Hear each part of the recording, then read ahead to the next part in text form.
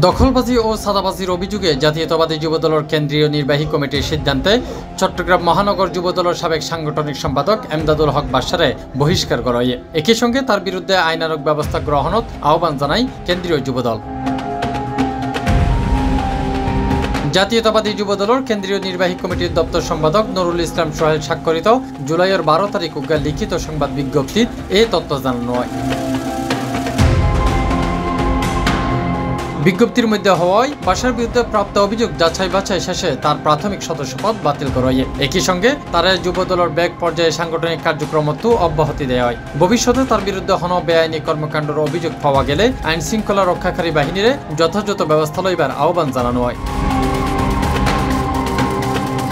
এই বহিষ্কারাদেশ অনুমোদন করছে জাতীয়তাবাদী যুবদলের কেন্দ্রীয় নির্বাহী কমিটির সভাপতি আব্দুল মুনাইম মুন্না ও সাধারণ সম্পাদক মোহাম্মদ নুরুল ইসলাম নয়ন।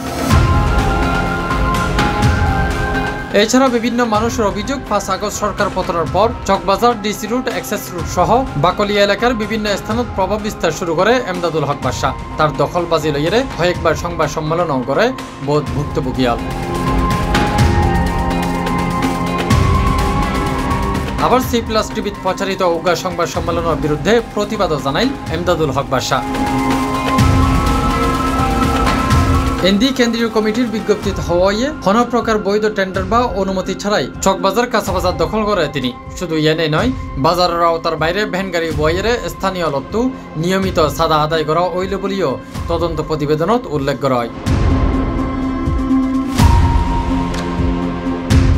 দখলবাজি ও সাদাবাজির এই অভিযোগ এবং বিভিন্ন সময়কার প্রকাশ্য ঘটনাবলীর উপর ভিত্তি করে গঠিত তদন্ত কমিটি বাশার বিরুদ্ধে সুস্পষ্ট প্রমাণ পাইবার পরই এই সাংগঠনিক ব্যবস্থা লওয়া হইয়ে বলে কেন্দ্রীয় যুবদল জানায়।